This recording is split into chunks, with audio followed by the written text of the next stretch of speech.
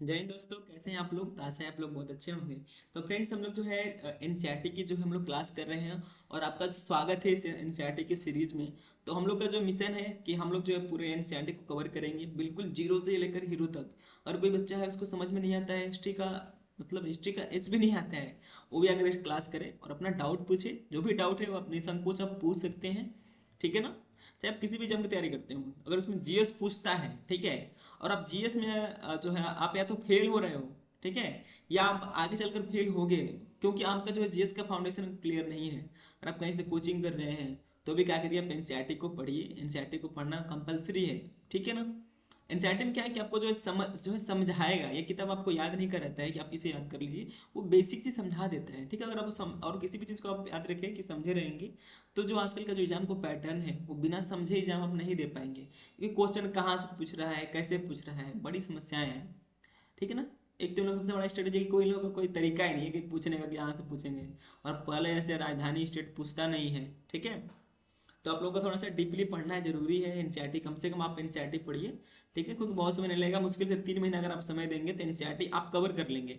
हम पढ़ाने में थोड़ा सा दिक्कत होता है, समय लगते हैं, लेकिन आप अगर कोई लड़का जो है कंप्लीट करना चाहता है, तो एक दिन बैठेगा, अगर जो है 3-3 घंटे का क्लास लेगा, तो एनसीईआरटी जो है उसका एक जो है क्लास का जो एनसीईआरटी है उसका जो है 3 दिन 4 दिन में कंप्लीट हो जाएगा। अगर ज़्यादा, अगर उसका माइंड कैप्चर्ड है, कैप्चर कर लेता है, तो जल्दी कम समय में कर लेगा। ये ये बातें हैं, आप लोग पढ़िए। मेरे से नहीं तो आप कहीं और से पढ़िए, या अपने से खुद से पढ़िए। नहीं समझ में आता तो आप हमसे पूछ लीजिए, किसी भी तरह आप जो है पढ़िए। ठीक है। हम लोग का उद्देश्य है आपको जो है समझाना, पढ़ाना, और कोई भी डाउट हो तो प्लीज़ आप पूछिए। तो हम लोग देखेंगे कि जो है जो चैप्टर 4 है, मैं आपको जो है चैप्टर का नाम दिखा देता हूँ, तो बड़ी कन्फ्यूजन होती है। ये जो चैप्टर 4 है, ठीक है, चैप्टर 4 में क्या हम लोग को पढ़ना है कि जो है जनजातियों के बारे में, जनजातियों की क्या समस्याएं रही हैं अंग्रेजों के समय में, तो वो चीज़ों को हम लोग को देखना है। तो अभी इन्होंने क्या किया ना कि अंग्रेजों ने कि अब कुछ इन्होंने पॉलिसी ला दी। ठीक है। वन कानून और उनके प्रभाव कुछ, अब इन वन कानूनों का इन पर क्या प्रभाव पड़ा, तो वो चीज़ हम लोग देखेंगे। जैसे कि आपने देखा है कि आदिवासी समूहों का जीवन जंगलों से जुड़ा हुआ था, आज भी जुड़ा हुआ है। अतः वन कानूनों में आए बदलाव से आदिवासियों के जीवन पर भी भारी असर पड़ा। ठीक है। अंग्रेजों ने सारे जंगलों पर अपना नियंत्रण स्थापित कर लिया। अब देखिए, जो अपने इसके पहले हम लोगों ने पढ़ा है कि जो मतलब एक ऐसी भी कुछ मतलब प्रजातियां हैं, ऐसे मतलब जनजातियां हैं, ठीक है, जो जंगलों में रहती हैं, कि वो लोग जो है वन के जो मतलब वन में वन के अलावा, ठीक है, मतलब वो वन से बाहर नहीं जाना चाहते हैं, और उसके अलावा और कोई काम भी नहीं करना चाहते हैं, और वो उनके मन में ऐसी मानसिकता बनी हुई है, जो पीढ़ियों तरीके से जो पीढ़ियों से चली आ रही है, पीढ़ियों से चली आ रही है, कि अगर वो दूसरा कोई जॉब करते हैं तो उनका अपमान है। ठीक है, उनकी जो है डाउनफॉल है। वो कैसे गुजारा करें, तो इन्हीं जंगलों के वनोत्पाद पर गुजारा करें, यानी वनों से जो निकल रहा है, जो प्रोडक्ट निकल रहे हैं, उस पर ही क्या करें हम लोग, तो गुजारा करें। उससे अलग करते हैं तो उससे अलग करते हैं तो क्या है, तो भाई इनका जो है जो एक तरह से नहीं होता, जो मतलब डाउनफॉल होना, अपने को नीच समझना कि हाँ भाई मतलब कैसे कुछ मतलब अलग जॉब कर रहे हैं। ठीक है, तो ये बातें समझ रहे हैं। ठीक है, तो ये बातें हैं। ठीक है। तो जब अंग्रेजों ने क्या किया कि जंगलों पर अपना नियंत्रण स्थापित कर लिया, और जंगलों को राज्य की संपत्ति घोषित कर दी गई, कि ये जो है जंगल किसके हैं, ये जंगल जनजातियों के नहीं है। अब देख रहे हैं कैसे अब जो है जनजाति विद्रोह कैसे होते हैं, क्योंकि जो जंगल मानते थे जो जनजाति लोग, ये जंगल हमारा है, ठीक है, हम लोग यहाँ रहेंगे और अपने हिसाब से अपने जीवन व्यतीत करेंगे। ठीक है। और जिनसे जो इनका पीढ़ियां जुड़ी हुई है, उसको ये लोग अंग्रेज लोग कहते हैं कि ये जो जंगल है किसकी संपत्ति है, राज्य की संपत्ति है, ये तुम लोगों की संपत्ति नहीं है। ये कौन, अब तुम लोग यहाँ पर रहने कौन दे रहा है, तू राजा दे रहा है, अब यहाँ पर रहने का तुम्हें टैक्स देना होगा। ठीक है, टैक्स देना होगा, और हम जहाँ बताएं आपको वहाँ रहना है। आप कहीं नहीं रह सकते हैं, कहीं वृक्ष नहीं काट सकते हैं, कहीं आप झूम खेती नहीं कर सकते हैं, कहीं आप घुमंतु कृषि नहीं कर सकते। तो ये सारी चीज़ें थी, जो बाद में चलकर क्या होती हैं, तो विद्रोह का कारण बनती है। ये एक दिन में विद्रोह नहीं होते हैं, ठीक है ना। एक दिन में झगड़ा हो सकता है, मनमुटाव हो सकता है, लेकिन विद्रोह और आंदोलन एक दिन की बात नहीं होती है, वो वर्षों से चली आ रही होती है। कुछ जंगलों को आरक्षित वन घोषित कर दिया गया। ये ऐसे जंगल थे जहां अंग्रेजों की जरूरतों के लिए इमारती लकड़ी पैदा होती थी। अब अंग्रेजों ने क्या किया कि जो है कुछ जंगल है उसको क्या किया इन्होंने, तो इसको आरक्षित कर दिया। ठीक है, कि यहाँ पर कोई जाएगा ही नहीं। ये किसके लिए है, तो ये जो है सिर्फ और सिर्फ हम लोगों के लिए, क्योंकि जो है आपको पता है कि ये जो है भारतीयों की सेवा करने तो आए नहीं थे, आए थे यहाँ पर मुनाफा कमाने। मुनाफा कैसे कमाएंगे? तो जो पैसे जो मतलब जिससे ज़्यादा पैसा मिलता है, ठीक है, जो इकोनॉमिकली जो फायदेमंद जो वृक्ष है, जैसे चंदन की लकड़ी हो गई, जैसे कि साल का वृक्ष हो गया, मतलब ऐसे बहुत सारे जो वृक्ष हैं जो जिनका जो है मतलब मार्केट में बहुत डिमांड रहता है और उसका जो है बहुत ज़्यादा पैसा मिलता है, तो जो है मतलब एक तरह से उसको इमारती लकड़ियाँ बोलते हैं। तो इन इमारती लकड़ी को क्या किया गया, उस जो क्षेत्र को तो आरक्षित कर लिया गया, किसके द्वारा? तो अंग्रेजों के द्वारा वन कानून बनाकर, ठीक है। अब इससे भी आहत हुआ होगा किसका? तो जनजातियों के मन को, ठीक है, आहत हुआ होगा ना, भाई देखिए जंगल मेरा था, ये जो हमारे देवी देवता जो है हमारे मतलब जंगल को अपना देवता ही मानते थे ये लोग, तो अब उस चीज को ये लोग क्या कर रहे हैं, तो अपने लिए जो है बचा रहे हैं, आरक्षित कर रहे हैं।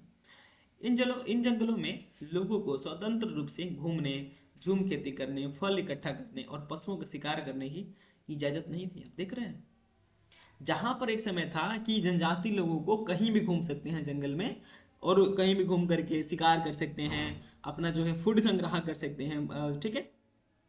परंतु इन लोगों को क्या किया गया, ठेस पहुंचाया गया और इन लोगों को रोक दिया गया उन कामों से, आप वो नहीं कर सकते हैं, ठीक है।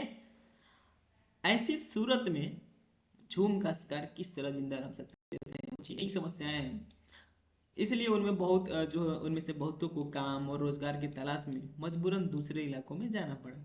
जैसे ही अंग्रेजों ने जंगल के भीतरी आदिवासियों में रहने पर पाबंदी लगा दी, उनके सामने एक समस्या पैदा हो गई। समस्या यह थी कि रेलवे स्लीपर्स के लिए पेड़ काटने और लकड़ी को एक जगह से दूसरे जगह ले जाने के लिए मजदूरों का इंतजाम कहाँ से किया जाए, ठीक है। अब देखिए जो रेलवे जो हो रहा है, ठीक है, जो रेलवे का निर्माण आपको पता है उसी 19वीं शताब्दी में हुआ। आप लोग कमेंट करके बताएंगे कि रेलवे जो है भारत में कब स्टार्ट हुई है, ठीक है, 1800 के बाद हुई है, आप लोग प्लीज़ कमेंट करेंगे। तो उस समय जो है समस्याएं थी। औपनिवेशिक अधिकारियों ने इसका भी एक हल ढूंढ निकाला। उन्होंने ये तय किया कि झूम काश्तकारों को जंगल में जमीन के छोटे टुकड़े दे दिए जाएंगे और उन्हें वहां खेती करने की भी छूट होगी, बशर्ते गांव में रहने वालों को वन विभाग के लिए मजदूरी करनी होगी और जंगलों की देखभाल करनी होगी। इस तरह बहुत सारे इलाकों में वन विभाग ने सस्ते श्रम की आपूर्ति सुनिश्चित करने के लिए वन गांव बसा दिए। इन्होंने क्या किया, ये जनजाति लोग थे, ठीक है, भाई ये लोग जनजाति लोग मानते थे कि भाई प्राकृतिक रूप से उनका जंगल है, ठीक है, और मतलब वन उनका है। लेकिन ये लोग अंग्रेज लोग क्या करते हैं, अंग्रेज अधिकारी इन लोगों को उन्हीं अपने ही घर में रहने के लिए, इन लोगों को उन्हीं जंगल में रहने के लिए इन लोगों को जो है टैक्स देने पर बाध्य किया गया, इनको जो है श्रम में लगा दिया गया, ठीक है। जैसे रेल निर्माण हो रहा है तो रेल निर्माण के लिए कोई श्रमिक चाहिए ना, तो जो चीप लेबर की जो बात होती है तो उसका यूज कौन करता है, तो औपनिवेशिक अधिकारी करते हैं। यानी ब्रिटेन में जो है एक तरह से आप कह सकते हैं ब्रिटेन कंपनी करती है, जो ब्रिटिश ईस्ट इंडिया कंपनी वो करती है। और आपको पता है कि जो है 1858 की बात तो सीधा जो है ब्रिटेन का राज्य हो जाता है। तो अब ब्रिटेन कर रहा है, ईस्ट इंडिया कंपनी नहीं कर रही है, कौन कर रहा है, तो ब्रिटेन की महारानी कर रही है, यानी ब्रिटेन का सांसद कर रहा है, मतलब ब्रिटेन का संसद कर रहा है, पूरा का पूरा कौन कर रहा है, तो ब्रिटेन देश कर रहा है, समझिए।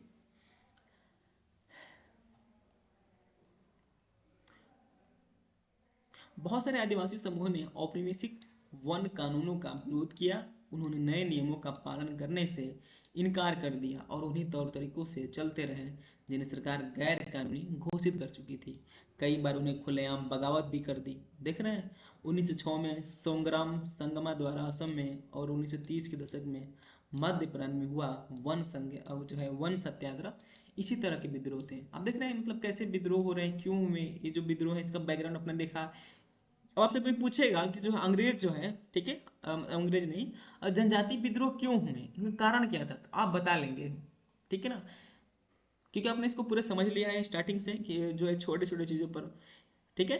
तो ये बातें हैं, आप जो इसका मेंस भी आप आराम से लिख लेंगे अगर आप ये पढ़े रहेंगे तो।